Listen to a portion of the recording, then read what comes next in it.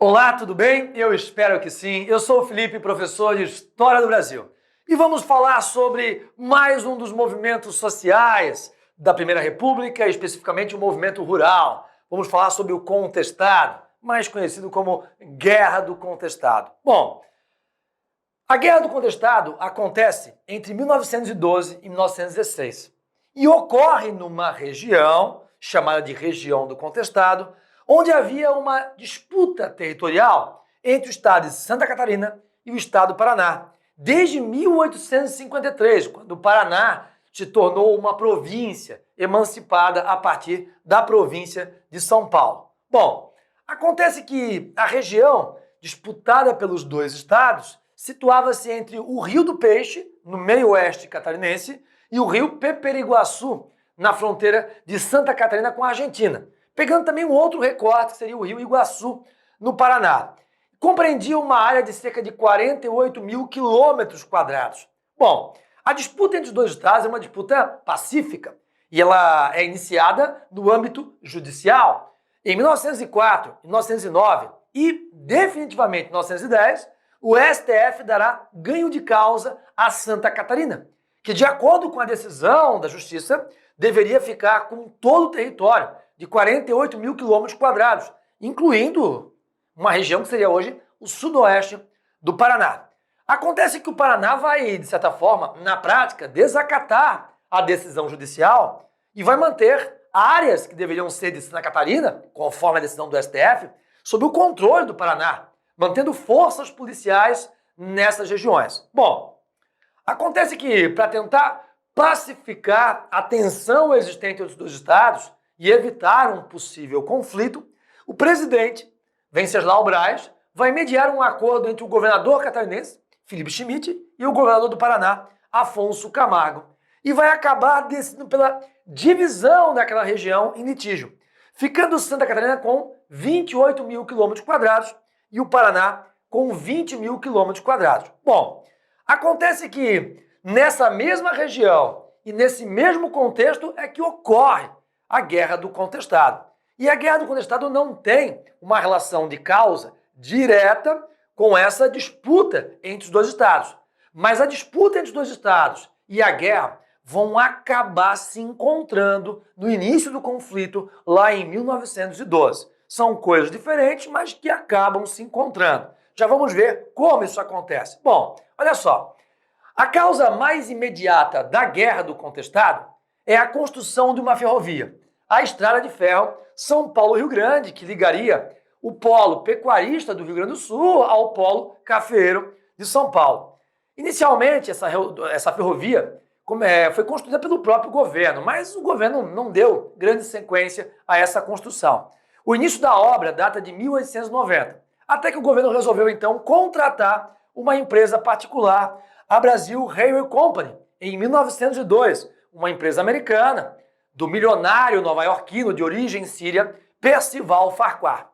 E essa empresa vai construir essa obra entre 1908 e 1911. Acontece que o governo federal vai, como parte do pagamento pela construção da obra, entregar a essa empresa uma faixa de 30 quilômetros de largura ao longo do traçado da ferrovia, 15 quilômetros de cada lado da ferrovia. Bom, acontece que essas terras eram ocupadas por poceiros, caboclos, que exploravam erva mate e madeira na região. A empresa Brazil Railway Company cria aqui uma subsidiária, que seria a Southern Brazil Lumber and Condensation Company, mais conhecida como Lumber, e que vai atuar na venda de terras para imigrantes e também na extração de madeira, chegando a fundar aqui serrarias no Paraná e também em Santa Catarina, a Serraria de Calmon e a maior serraria da América Latina naquela época, a Serraria de Três Barras, na região norte catarinense. Bom, acontece que aqueles caboclos, poceiros, que viviam nessas terras devolutas, extraindo erva mate e madeira, vão acabar sendo expulsos da região por jagunços contratados pela Brazil Railway Company. E acaba formando-se ali um grupo considerável de caboclos marginalizados e expropriados de suas terras. Bom, acontece que naquele contexto já tínhamos a ação de figuras religiosas carismáticas, cujo discurso atraía essa massa de marginalizados. Eu estou falando daqueles homens que eram chamados de monges. Bom, o primeiro monge, entre aspas, a aparecer na região foi João Maria d'Agostini. E eu digo monge, entre aspas, porque eles não pertenciam aos quadros oficiais da Igreja Católica. Na verdade, eram lideranças de uma espécie de catolicismo popular. João Maria d'Agostini, ao que tudo indica, era de origem italiana. E aparece naquela região num contexto de crise. 1844, era a época da Revolução Farroupilha. E, ao que tudo indica, ele teria desaparecido por volta de 1870. Mais tarde, em 1893, época da Revolução Federalista, aparece uma segunda importante liderança, o monge João Maria. João Maria, que na verdade era de origem síria, e o nome dele de nascimento era Atanás Markaf. Ele vai desaparecer exatamente no contexto do início da construção da ferrovia em 1908. E desde então se alimenta a expectativa do retorno de João Maria. Anos depois, em 1911, aparece então a figura mais importante entre os chamados monges do contestado. Eu estou falando de José Maria, o monge José Maria. Na verdade, o nome dele era Miguel Lucena Boaventura. Ele fez parte da Polícia Militar do Paraná e acabou abandonando a Polícia Militar do Paraná e passou a peregrinar pela região do meio-oeste catarinense. Ao que tudo indica, ele teria fugido do Paraná por conta de acusação de estupro na região. Bom, ele aparece na região de Curitibanos, meio-oeste catarinense, realizando curas com ervas, rezas e, aos poucos, o seu discurso milenarista acaba atraindo uma quantidade considerável daqueles caboclos, porceiros, marginalizados e vão realizar a fundação do primeiro reduto do contestado. Bom, inicialmente eles tentam se instalar numa área interiorana de Curitibanos, a região de Itaquaruçu, mas os coronéis da região repeliram aquele reduto, aquele acampamento que se formava. Foi então que o monge José Maria acabou se deslocando mais para o norte catarinense, chegando à região de Irani e fundando, de fato, o primeiro reduto do contestado. Bom, acontece que a região de Irani, que hoje pertence a Santa Catarina, naquela época estava sob controle de tropas paranaenses, certo? E o governo do Paraná, inclusive, achava que era uma provocação ou uma estratégia do governo catarinense enviando aqueles poceiros catarinenses para aquela região que, de acordo com a decisão do STF de 1910, deveria de fato pertencer a Santa Catarina. O José Maria, no seu discurso religioso, pregava aqui uma visão milenarista do mundo, dizendo que os tempos iriam chegar ao fim e apontava diante, do fim dos tempos um possível caminho para a salvação. Ele se comporta então como uma espécie de um Messias, um porta-voz da palavra de Deus que aponta o caminho para a salvação. E também com um discurso milenarista que prega o fim dos tempos.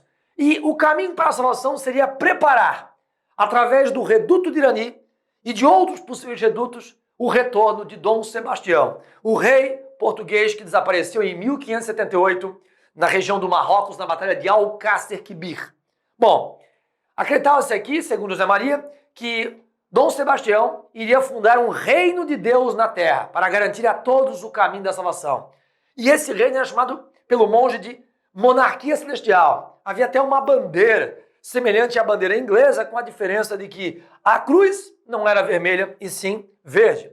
E o Dom Sebastião voltaria liderando um exército de anjos do bem, o chamado Exército Encantado. Bom, acontece que esse reduto, como eu disse, foi visto pelo governo catarinense e pelo governo paranaense como uma estratégia do governo catarinense para ocupar aquela região que de fato deveria pertencer a Santa Catarina, pela decisão do STF de 1910, Mas nessa região o Paraná mantinha o controle com forças policiais. E aí então a Polícia Militar do Paraná vai cercar o reduto do Irani e vamos ter ali a primeira batalha da Guerra do Contestado, que é então uma guerra das forças oficiais, seja da Polícia Militar Catarinense ou paranaense nesse contexto inicial, do Exército Brasileiro.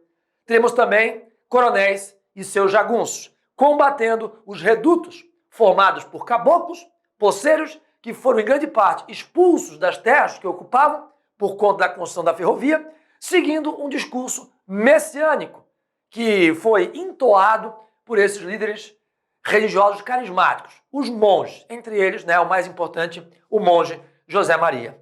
E aí nós vamos ter aqui o chamado Massacre de Irani, ou Batalha de Irani, 1912, que é o início, é o estopim da Guerra do Contestado. Aqui, o comandante das forças do Paraná morre e também morre o monge José Maria. Ele que havia previsto que iria morrer e avisou que iria também ressuscitar.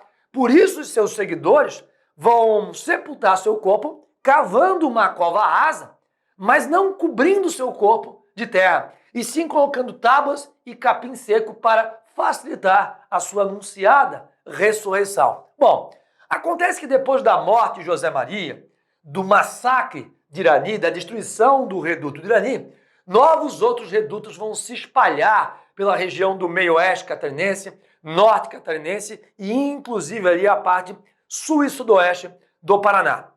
É então que o governo brasileiro vai enviar um contingente de 6.000 soldados do Exército, que junto com militares catarinenses e paranaenses da Polícia Militar e também coronéis de alguns locais vão combater os vários redutos que se formaram na região. Calcula-se aqui em torno de 16 redutos. O maior deles era o reduto de Santa Maria, atual município de Caçador, na região oeste catarinense. E o seu líder era o negro Adeodato. O final dessa guerra acontece em 1916, quando, depois de massacrar os vários redutos, acontece o cerco ao reduto de Santa Maria, em Caçador, e a prisão de Adeodato. Adeodato que vai ser levado preso para Florianópolis em 1916. Em 1923 ele acaba fugindo da prisão e vai ser morto, na perseguição que a polícia faz na sua fuga.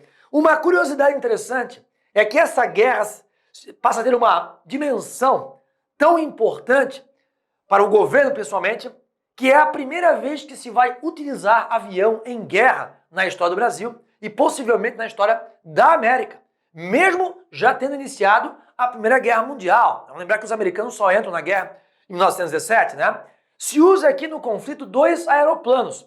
São aviões de reconhecimento e não aviões de combate, para identificar os pontos de concentração dos redutos. Bom, assim termina então a Guerra do Contestado em 1916, no mesmo ano em que se resolve a questão dos limites entre os dois estados.